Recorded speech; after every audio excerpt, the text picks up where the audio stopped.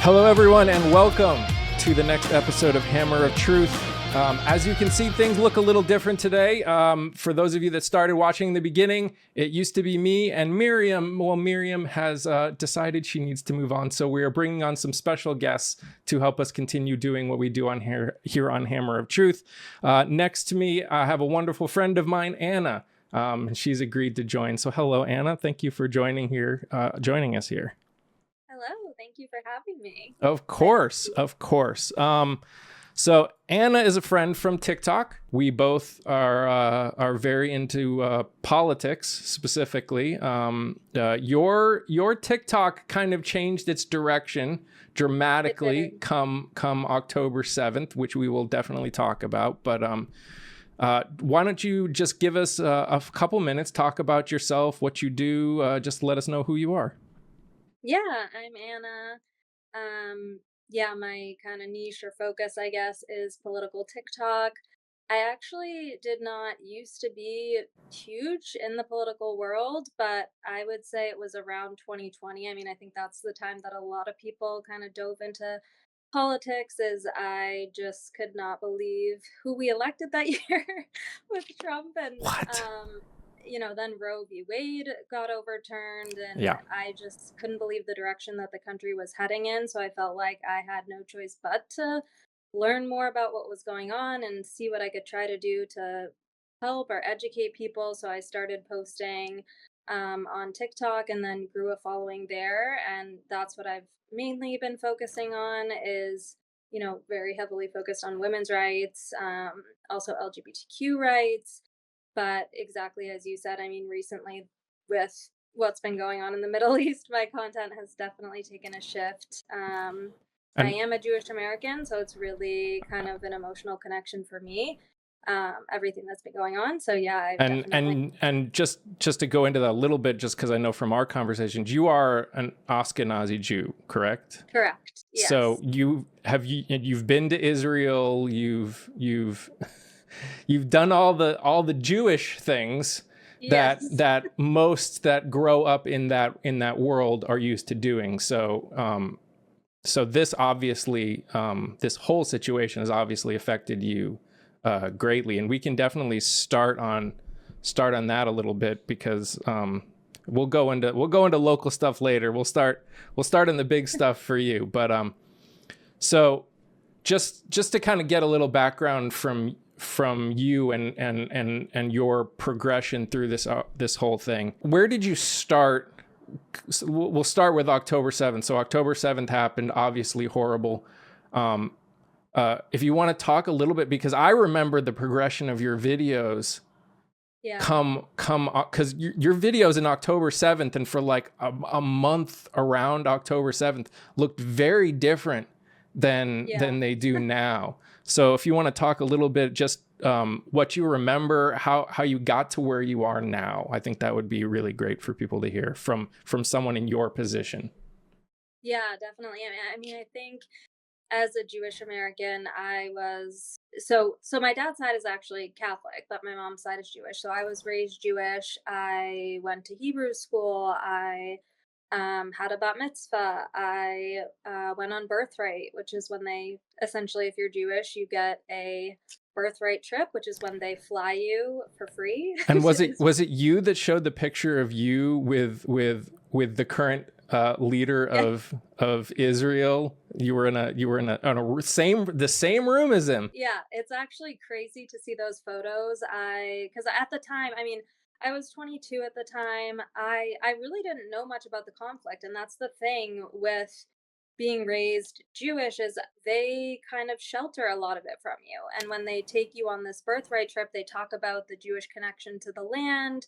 And I didn't realize until I started doing more research, as of recent, but there is a lot of lies that are told. There is a lot of kind of them not telling the full truth of what happened and how Israel was created. And I feel like the Palestinians in that entire situation is just not really mentioned. Like, even when I went on my birthright trip, they don't talk about that. They just talk about the Jewish connection to the land. They don't mention the occupation. They don't mention any of that. So it's really sheltered a lot from you. And I also, it's interesting, I went to Israel again January of that year. I had actually been laid off from my job, and I was like, you know what? I had a friend that moved to Israel, and he was like, you should come to Israel. So I visited him there, and I had one other friend that was there as well. I ended up running into a third friend there. So I have a lot of connections there and friends there. And you just have a totally different perspective, when they take you on this birthright trip and you have friends there and they act like it's just about Jewish, protection and protecting the Jewish people. And it's interesting because a lot of politicians have said this too, and Biden even said this, is he said if it weren't for Israel, there would be no safe Jews in the world. And Mm, it always kind of sat weirdly with me because I'm like, I'm an American. I don't yeah. live in Israel. I've been to Israel twice in my life. It sort of feels like a strange thing to say that there would be no, I'd Yeah. never be Yeah. Yeah. safe again. Absolutely. Um, And I can say as someone who is older but not Jewish in any way, shape, or form. Um, that's something we're told that I was told as someone who grew up Christian. Um, we were it was practically bashed into us the importance of Israel in the land and all that other stuff. So I can totally understand. I mean, it obviously doesn't justify what the government as a whole is doing right now, but you know, if I was told that for as many years as I can't even imagine how many years he was told the exact same thing as a Catholic. it's something that's definitely really ingrained into people. And it wasn't until I started doing more research and thinking about it more deeply and also connecting with a lot of other Jewish people that it actually, what helped me the most was connecting with a lot of other Jewish people and discovering other Jewish groups. Like there's a group Standing Together English, which Mm, is out of Israel. There's another group called Breaking the Silence Israel. Standing Together is like a peace group, and Breaking the Silence Israel is a group of former soldiers, IDF soldiers that have come forward and broke the silence and kind of talked about a lot of the war crimes that were committed and the yeah. atrocities that they'd done.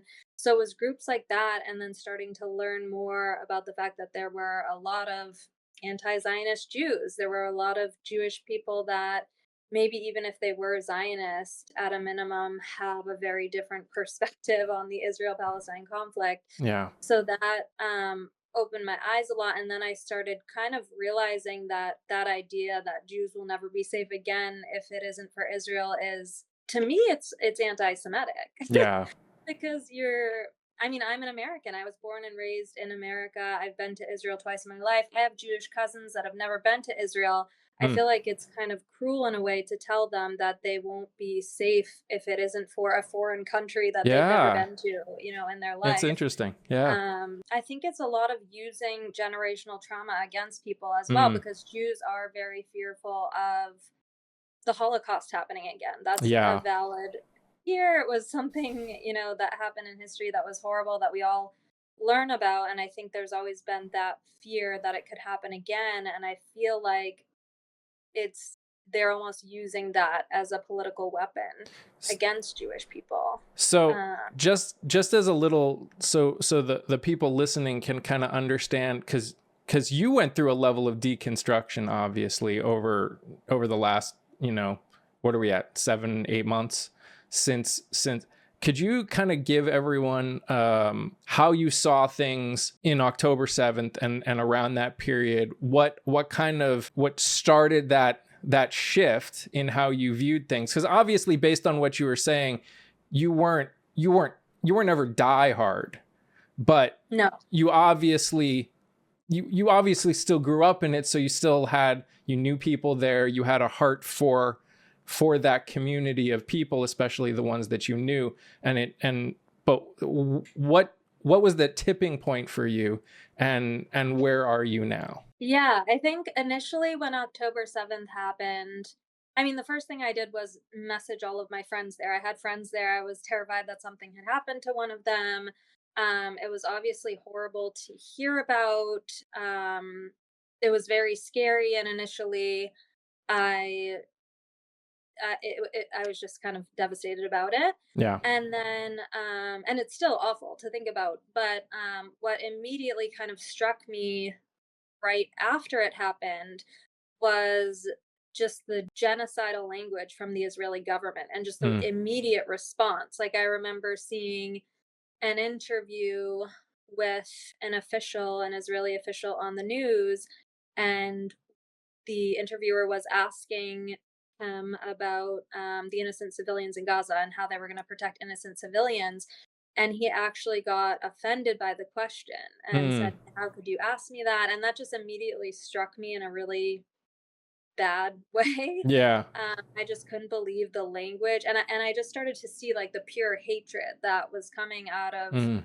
Israel and even up to the highest levels in the Israeli government, not just towards Hamas, but towards all Palestinians. Mm. And then I started to come across groups like Jewish Voices for Peace and ifnotnow.org, Standing Together English, which were posting more about, how we need a ceasefire, we need an agreement, we need to figure out a diplomatic way to get the hostages home, but also to think of a political solution moving forward. Yeah. And I had some engagements with some of my friends that were Jewish, and they seemed at the time it was very people were very defensive about the term ceasefire, and Hmm. they still are. Yeah. um and I didn't understand it, and they were kind of like, well, you just don't understand the history. So I was like, you know what, I'm gonna learn as much about the history as I can. So I started doing a lot more research about it, reading books about it. I watched a documentary called Tempura that just blew my mind. Mm. um and that was when I started to hear perspectives from Israeli historians like Ilan Pappé that had a completely different perspective, because how it was painted out to be is that, the Jewish people had always been there. This was always our land, Yeah. and there was sort of this myth, so to speak, that it was a land without a people, which Mm. come to find isn't true. Yeah. Yeah. The Palestinians had been there, and I learned about the Nakba and how 750,000 Palestinians were expelled from the land, and I learned more about the occupation and the war crimes, and it just completely changed my perspective. Mm.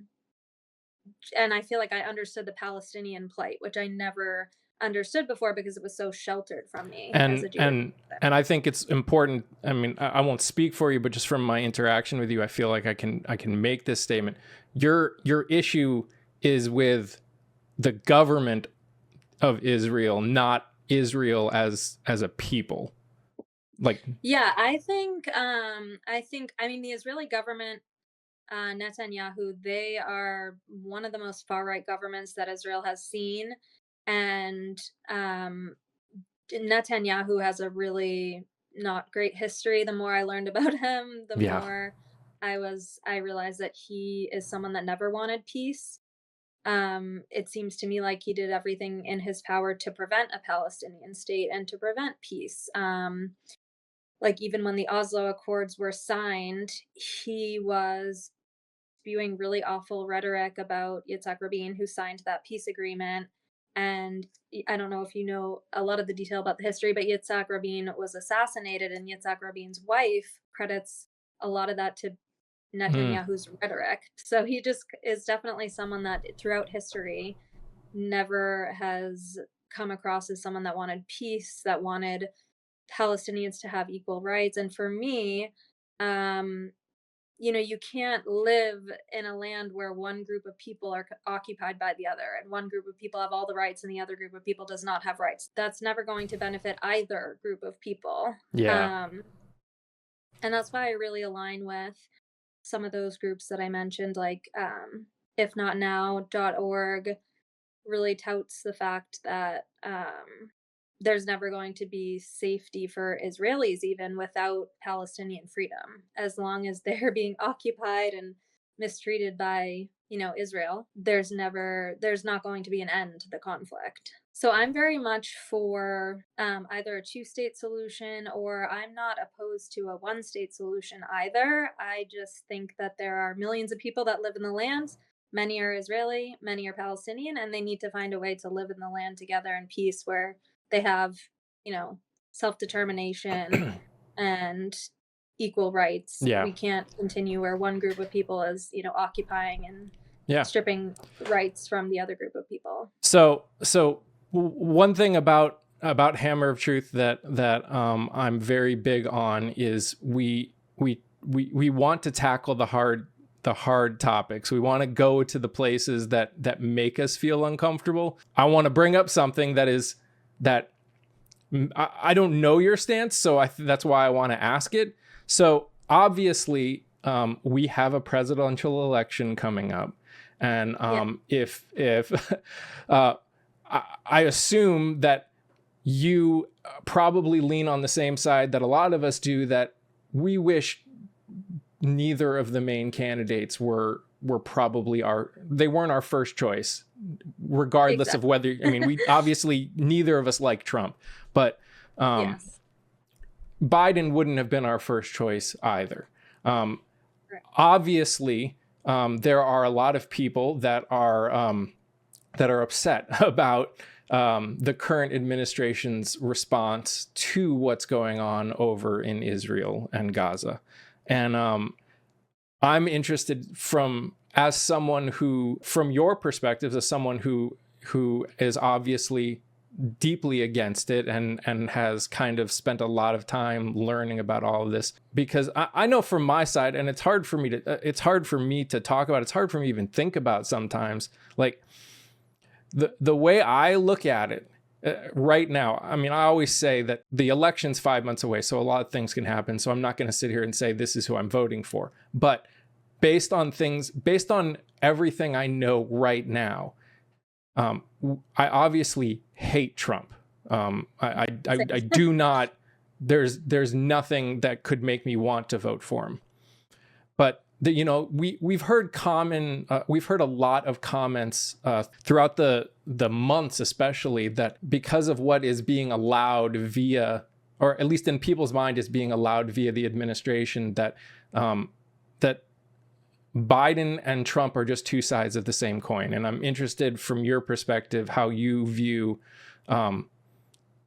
Biden's response, but also, are there other things that you think about when you're voting other than just that, or is that your line in the sand? I'm always interested to hear other people's sides when it comes to what you're thinking when you're thinking about who you might vote for come November. Yeah, I mean, I think right now, unfortunately, I feel the same as you. I wish we did not have to choose between either of these candidates. And I'm just a very left-leaning person overall. Like, there's no Trump does not align with any of my Yeah. any of my morals. What? I mean, he This shocks me. You didn't. I honestly, as a woman, don't understand how any woman could want to vote for Nope. Donald Trump after he, overturned 50 years of reproductive rights for women. And, I've read Project 2025, and it's really terrifying because, we all thought Roe v. Wade nothing would happen with that, and it did. And then, Yeah.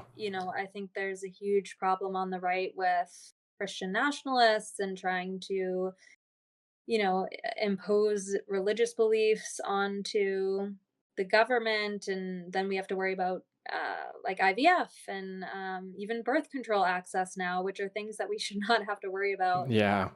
So that really terrifies me. So that's the tough part. Prior to the conflict with the Middle East, I was 100% on Biden, and I, of course, don't like the response that we've had. But I also understand he's in a very tough position right now because there are a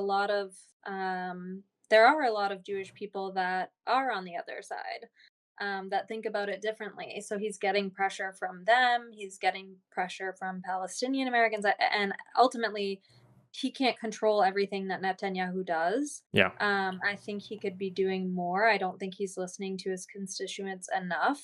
Mm. But at the same time, I also know the huge risk with letting Trump get into office again. And for me, that is much too much of a risk Yeah.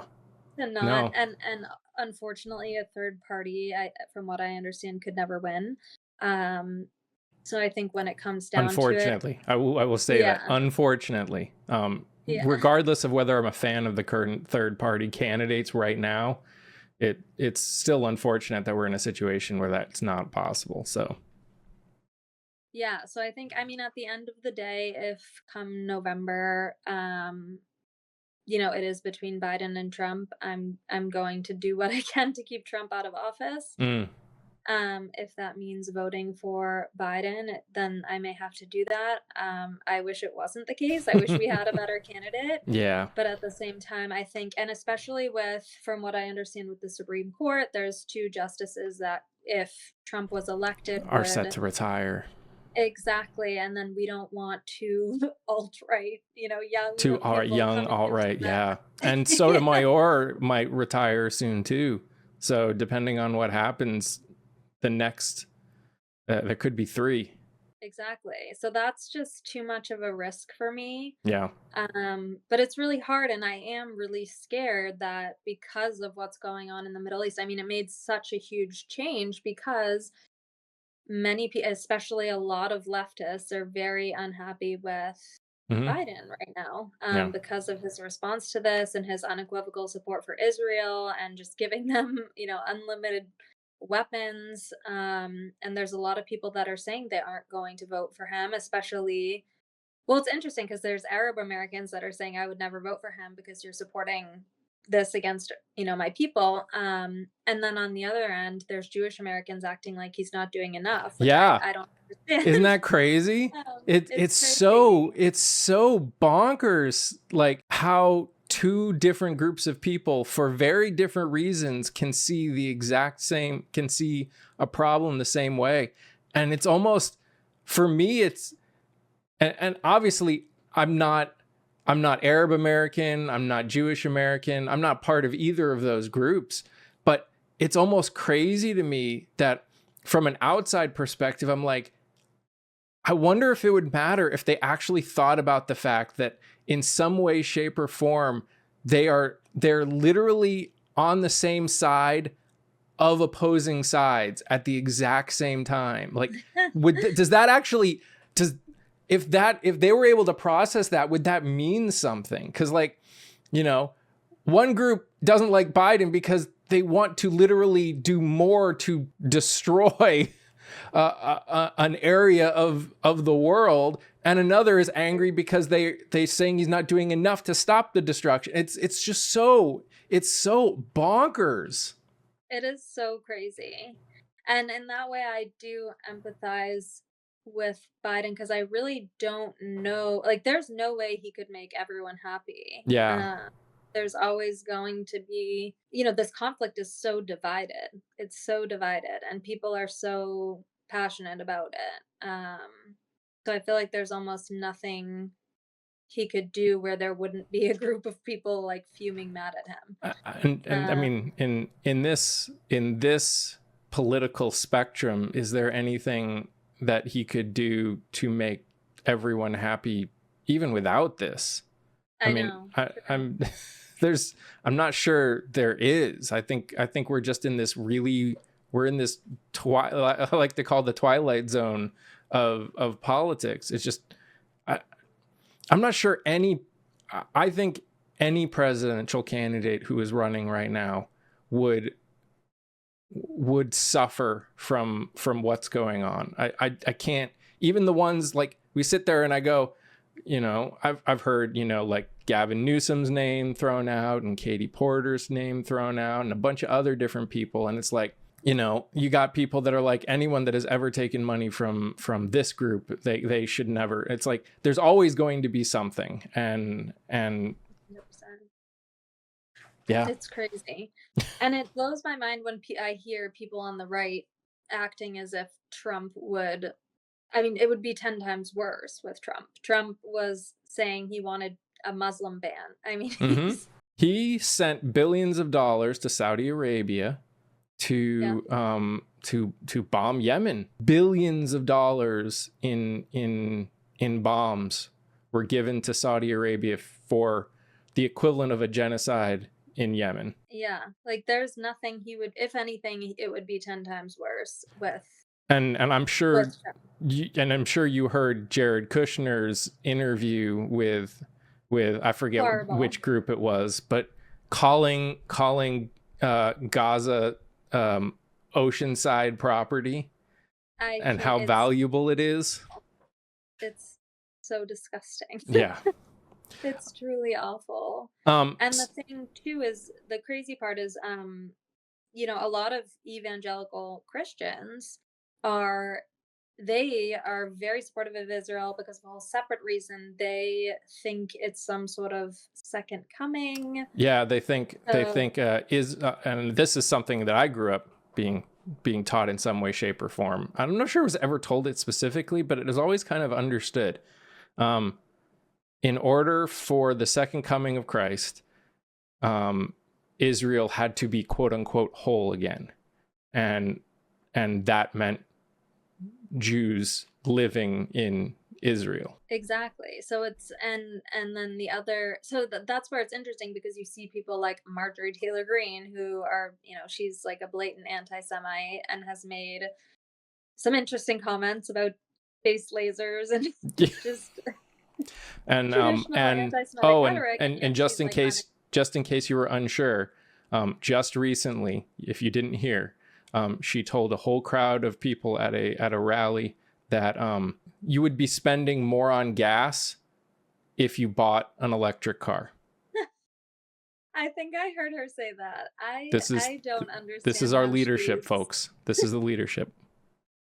I truly do not understand how she is an elected representative. It's crazy. But she's like a perfect example and she's one of the reasons that I started to think about kind of the different reasons why people support Israel too is because, she's blatantly anti-Semitic, but she supports it because she thinks it's some sort of second coming or whatever it Mm-hmm. is. Mm-hmm. And unfortunately, like the Trumps of the world cater towards that audience. Yeah. So a lot of people on the far right are, unequivocally supporting Israel, but it's not because they care about Jewish people. Yeah. It's for their own. Just to jump one thing that did happen 3 days. I mean, we've talked about the slowness, the poor response by the Biden administration. One good thing, and again, I know there are some people that are like too little, too late. I'm personally like look. People in that government have spent 70 years drilling into everyone in the United States head that they're supposed to be there, that it's our job to protect them, et cetera, et cetera. So, anytime I see any example of it of that getting chipped away, I feel like it's at least a semi win. So 3 days ago, after multiple times of attempting to have resolutions by the Security Council and the UN blocked by the US, finally 3 days ago, the UN Security Council adopted a resolution calling for an immediate, full, and complete ceasefire in Gaza. It's about time. That's that. Yeah, If it is nothing else, that's a good statement to make. It's about time.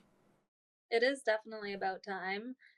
My fear is just Netanyahu is Yeah, not going to. yeah, and it's interesting, right? Because he's almost kind of become like Israel as a whole, the Israeli government specifically, because I think most people understand that him and his government are not the most popular group No, right now, no, but they've kind of become a pariah to the world. they really have. We've had how many 3 or 4 states now that have on their own said that they support a Palestinian state. And I just, every time these things happen and they just keep digging their heels in, I just see more and more of the country standing against what at least that group the group currently in charge is trying to do. Definitely. I mean, I feel like from what I understand, most of America wants a ceasefire right now. Yeah. And there's a lot of other countries too. I mean, there've been protests all over. I feel like they are definitely becoming more and more isolated. I heard their economy is not doing well because of the boycotting. Mm, And even in Israel, there's people. I mean, Netanyahu's wildly unpopular. Even prior to this, there were people protesting to get rid of him, yeah. essentially. Even prior to this, and it has continued even more so now. And the other crazy part is that a lot of the hostage family members are the Mm, ones most fervently asking for a ceasefire and a deal because, when you destroy an area where the hostages are, every day that's risking their lives. and it probably doesn't help that that the IDF has shown multiple times throughout this entire conflict that we'll call them mistakes. I'm not sure either of us really agree that they were, but they do. And if that's true, then they're not as good of a military as they have always claimed and seemed to be, because the amount of mistakes that have involved innocents but also hostages Exactly. is crazy. The incident where they shot three of them in the face. There's also even in the recent I feel like there was a lot of people, especially on the far right, acting like this recent hostage rescue was a huge win when realistically they rescued four hostages, but they killed other hostages in the process, not to mention the hundreds of Yeah. Palestinian, innocent people that were killed.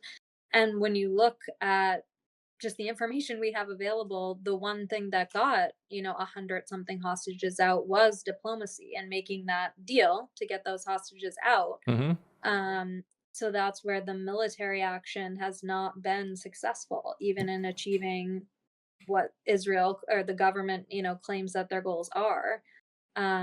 They've killed more hostages than they've saved, and that's where we see hostage family members themselves protesting on a daily basis for a ceasefire and a deal because to them they understand that that's the only way to get their family members home safely and of course save so many innocent lives in Gaza as well.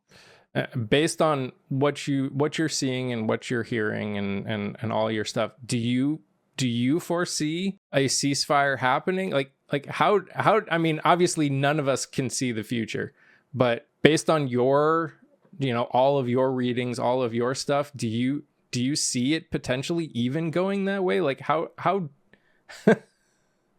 I don't know. I know I struggle with the idea. Like I've been saying that we need a ceasefire. I've been saying we either need a two-state solution or a one-state solution like they're doing in South Africa.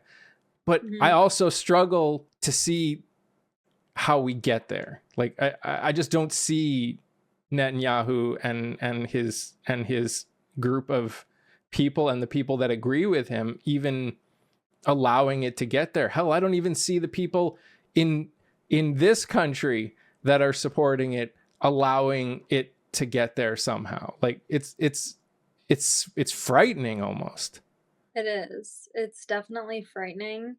And for Netanyahu specifically, he has his own agenda because he knows that the longer that this goes on, the longer he can stay in power. Because as soon as this ends, they're going to push for elections. He'll Mm.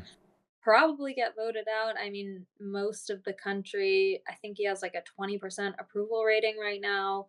Doesn't So he for him, doesn't he also have like some like indictments or something else like pending against him that has the been on hold? ICC, yeah, the ICC took a case against him, and there may be, yeah, there could be internally as well. I know after October 7th, there were actually 42 survivors of the music festival that sued Israel as well because he actually ignored many different warnings Mm. about October 7th as well, which is also something that I think should be investigated. Yeah. Um, but yeah, for him, I mean, I think he has personal reasons, selfish reasons of wanting to stay in power that he wants this to keep going. Gee, who He's do we also know in America claiming that's like that?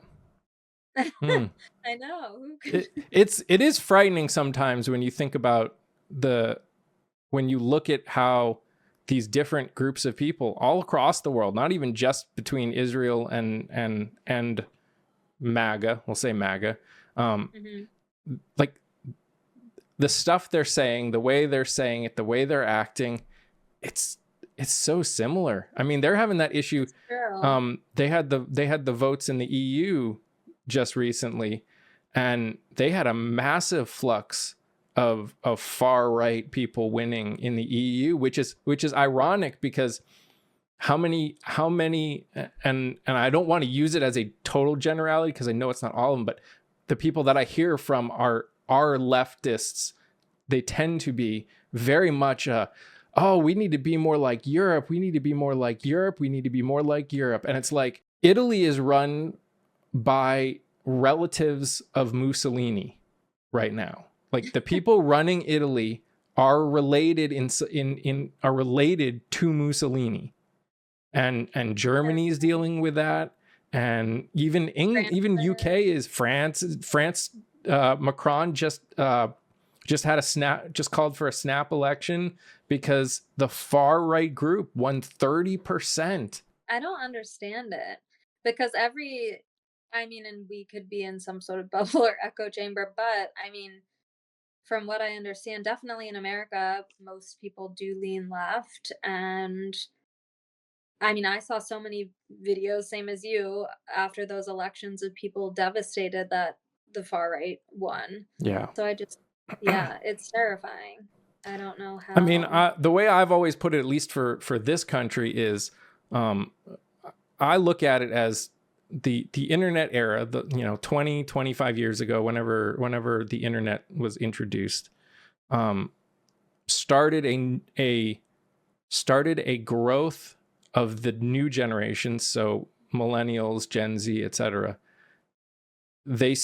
You guys see the world so much differently than Gen X and Boomer and 100%. Silent Generation. It's like night and day. The internet has made your worldview so much different than anyone else is older. 100%. And we're in a and the way I look at it is we're almost like we're in that tipping point of, more people are more progressive now because of things like the internet, because we see what's going on in the world that and it's not just all about us anymore, kind of a thing. Right. And 100%. so what's happening is the people that are in power don't see the world that way. They're very much still that whole isolationist. We need to think about us. We don't care about other people. And they see the way it's going, and it's not the way they see the world. It's not the way they like the world. So what they're doing is they're grabbing and they're pulling back, and they're trying to hold on to what's going on, to what they have, to what they know. And it wouldn't surprise me, even if in Europe that's kind of what's going on, is, when things get crazy everywhere, it becomes common to try and say, like, let's not take immigrants in. Let's very much focus on ourselves while the rest of the world is crazy. And then when maybe the rest of the world is less crazy, we can open back up, or whatever they're thinking. But here I think they're just trying to hold on to what they know, and Christian nation, all that other stuff. And Yeah. and at some point, I think it's going to become such a large amount on the progressive side that it'll end up snapping towards that direction. But right now, the people in power are the far rights. So It's true. I feel like I don't know, it is crazy because I feel like exactly as you said, millennials, Gen Z, I mean, are so much more progressive, and Gen Z I feel like is one of the most progressive generations, and the people in power, it's just not aligning with it, their it viewpoint. Yeah, it's actually interesting, and obviously I don't have any data to support it except my own interactions with them in my content. But I feel like most of Gen Z, a vast majority of Gen Z, is what I would call left or too far left. Like they are definitely more on the extreme left side because of the world they've grown up with. But I've actually been interacting with people that are Gen Z that are on the right, and I feel like they're either MAGA or they are, they are socialist communist kind of like mentality. Like it's there's not many Gen Z in the middle. It's mostly like there are very few on the extreme right, or on the right, but when they are extreme. And most of them would be considered, at least in America, to be extreme left. I know in other countries, our left isn't. The left here is not the left in other places, but it's crazy to me to think, because I mean, I've interacted with people young kids that interact with my content, and they're just, you'd think they'd known Trump, they'd lived the same life that Trump had or other people, and it's just the way they're coming at it. It's like it's either this or this. There's nowhere in between for that group right now, at least.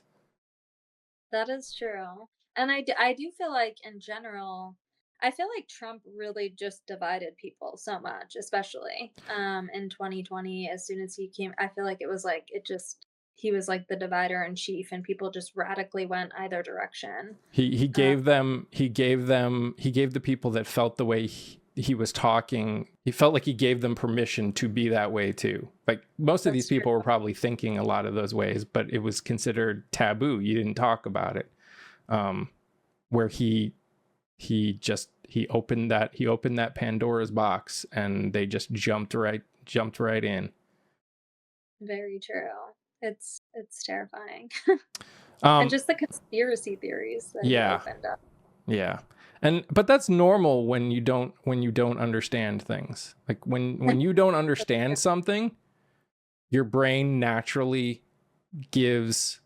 tries to explain it based on what feels right to you. Which is why when you hear all these conspiracy theories about the elections or the Biden crime family or all these other things going on, when you hear them talk about it and you go deeper in with them about why they feel that way, they go, it just makes sense. It just makes sense. Like that is, if you listen to them, that is almost always the common ending statement to the conspiracy theory is, it just makes sense. There's no data behind it. But it's what makes sense in their head. So they go with it. So true. Whatever's like the easiest to just. Yeah. It's true.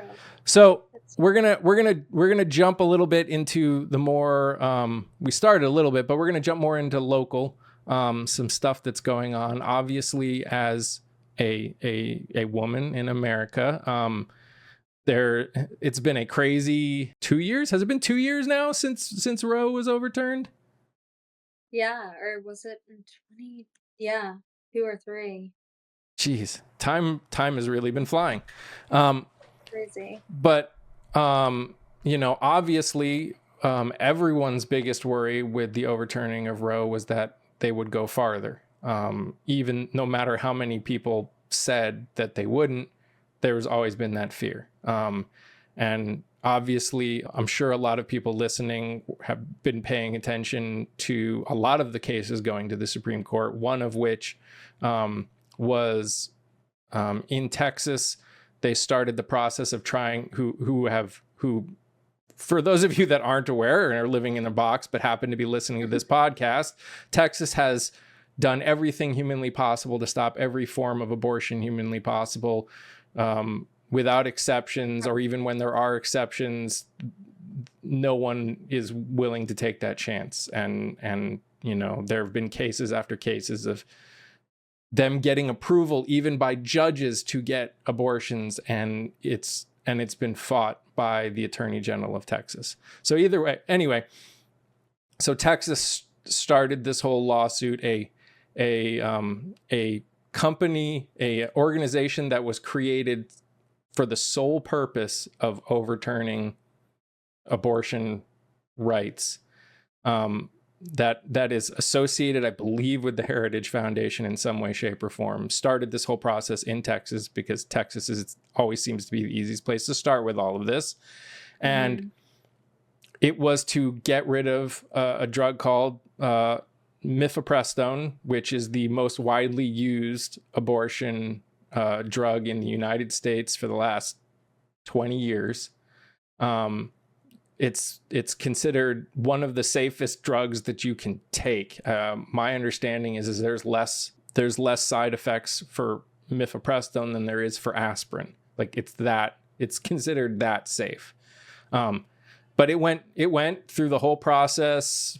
They did the argument. It was one of the things we were all worried about.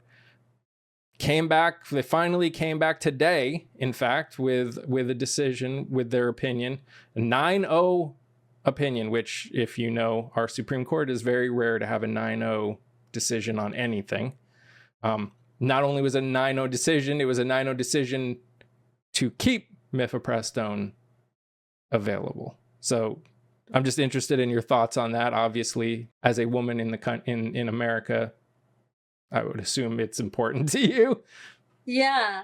I mean, it's extremely important, even not only from just an abortion perspective, but even, that drug, from what I understand, can be prescribed for things like miscarriages.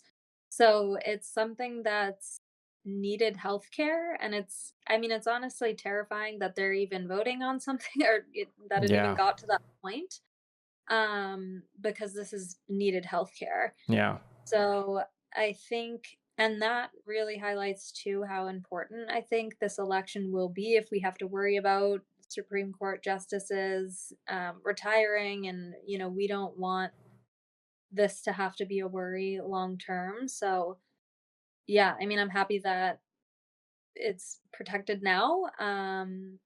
I'd want to look a little more into why it was voted that way and make Yeah. sure that it's not. So my understanding about why they voted that way. So basically, the organization that tried to get it removed used the argument that these doctors who let's start from this point. None of those doctors have ever prescribed mifepristone. That's how crazy this whole thing was. The doctors that quote unquote complained, that quote unquote had this issue, that brought it all the way to the Supreme Court, themselves never even have been in the situation of having to give someone mifepristone.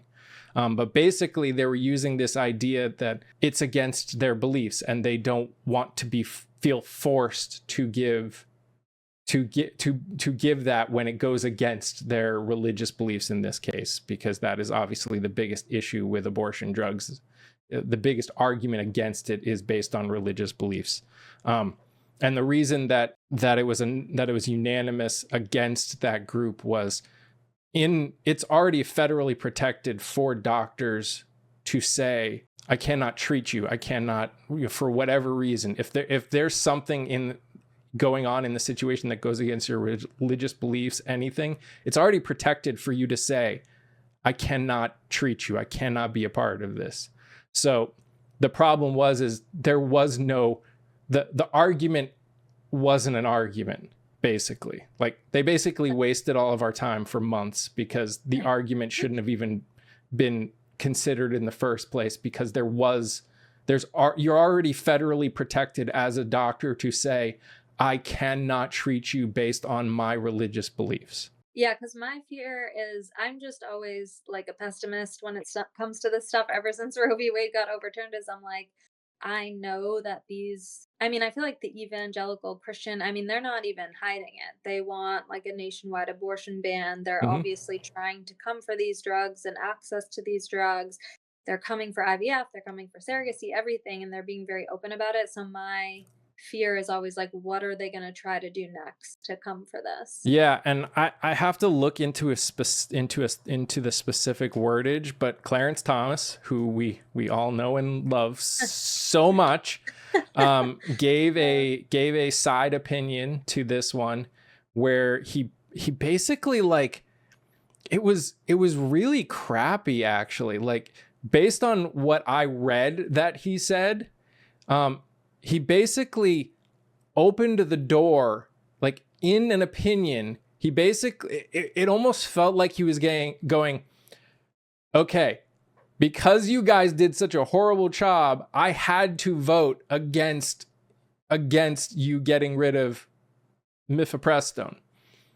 But what you really should do is go after this 70-year-old thing, because I think we need to relook at this. And it's basically this idea that something like the NAACP, basically an organization can bring forth a case for someone in their group. So like a group for African Americans, if something is passed that affects all African Americans, the NAACP can bring it to court for them without a specific person having to be affected and say, I am going to sue the government or whoever for it.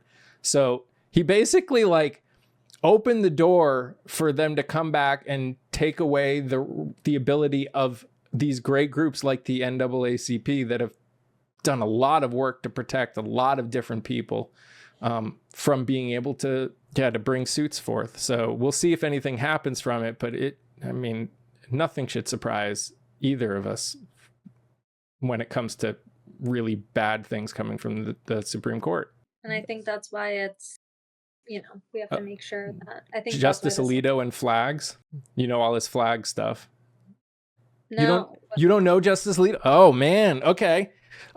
So Justice Alito was called, I think it was the Washington Post or the New York Times, I forget which, is basically found a picture of Justice Alito's house after Jan 6 with their flag upside down. And I don't know if you know, but basically the upside down flag at that point was the symbol for the Stop the Steal, for the people that thought the election was stolen. So basically, a Supreme Court justice had a flag. Now, he blamed his wife. You're a Supreme Court justice. You are held, whether you like it or not, you are the top. You are literally the top of the top when it comes to law in this country. You have to be held to a different standard, in my humble opinion.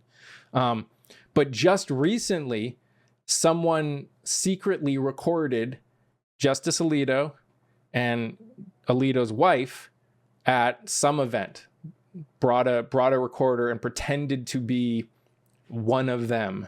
And it was crazy. Like, it was. I feel like I saw a little bit about this, but I didn't actually listen to the recording. Yeah, you should listen to the recordings. Alito's wife is more frightening than Alito. I'll be honest. Like, it's actually really weird if you think about it. Like, of the two, in my opinion, worst Supreme Court justices, Clarence Thomas and Alito, I think their wives are crazier.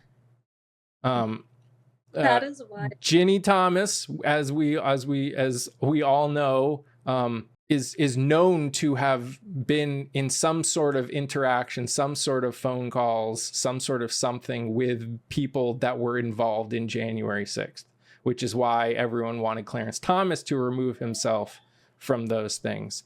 And now Justice Alito's wife is, like, talking about all these, just railing on pride flags and talking about how it's just talking about getting even, like, literally just saying, we might not be able to do anything now, but it's all about getting even, getting back at them later. Like, it was wild. Terrifying. That is terrifying. Yeah. I don't understand how people think like this. Or as It's a woman, why you would want to vote against your own rights, or why they, yeah, it just do shows how strongly poor religious doctrine has been taught over the last decades. yeah. It's the way I always look at it, 20 years ago, 30 years ago, like a vast majority, we're talking like 90% of the country considered themselves some level of Christian. I mean, I know like Jewish technically isn't Christian, it's separate, but like still in that, it's still in that bubble of some, of some sort. Right. And it's not the case anymore, probably less than 50% of the country definitely attend church, let alone are willingly to outwardly call themselves Christian. I can't count how many people I interact with that are like, I won't call myself a Christian anymore. I still believe in the stuff, but I am not a Christian because what Christians are is messed up, and I don't want to be associated with that. So they're scared, and they should be. I mean, and I make, that's half of my content is calling them out and being like, look, people don't have a reason to trust you, to listen to you. You've done nothing but make life wretched for marginalized communities, especially, and people are tired of it. And if you don't get your act together, you won't have a place in society, let alone a respected place in society. So Very true.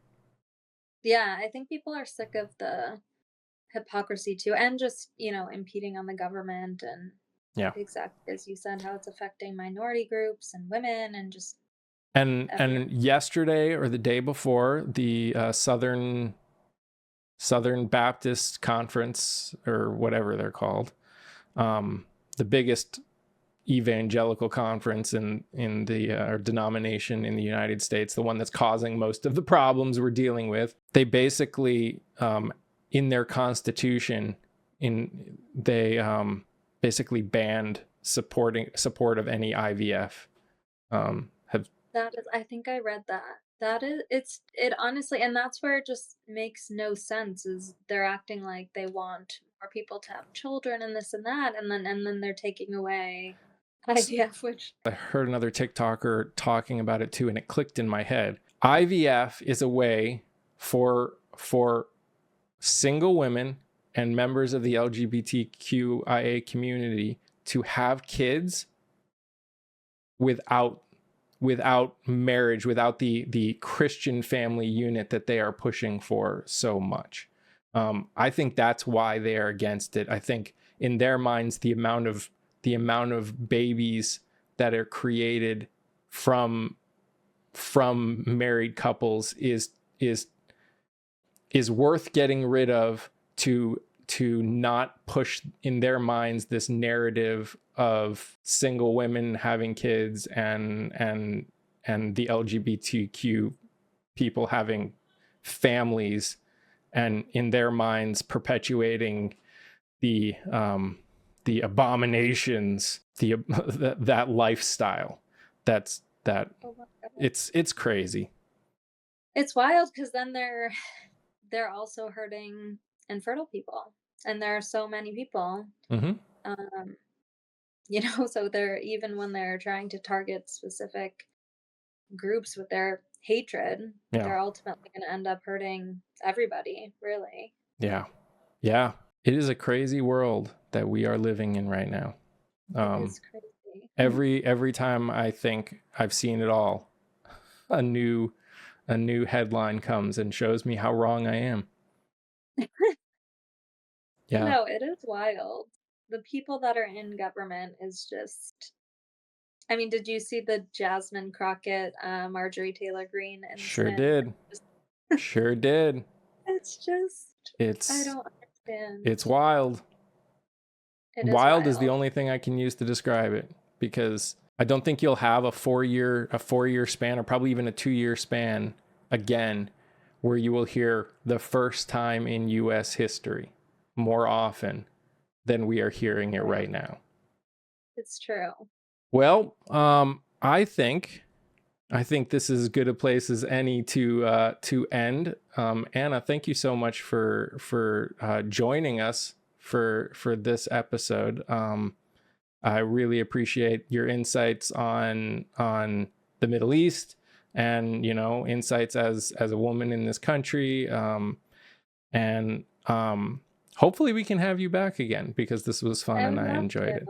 Thank you so much. Yeah. So thank you everyone who has gotten to this point and finished listening. If you like what you've heard, please like and subscribe, and comment, do all the things that actually help push this content to other people, whether on YouTube or Spotify or Apple. Again, thank you so much for hanging out. Thank you everyone who spent the time listening, and we will see you on the next episode of Hammer of Truth.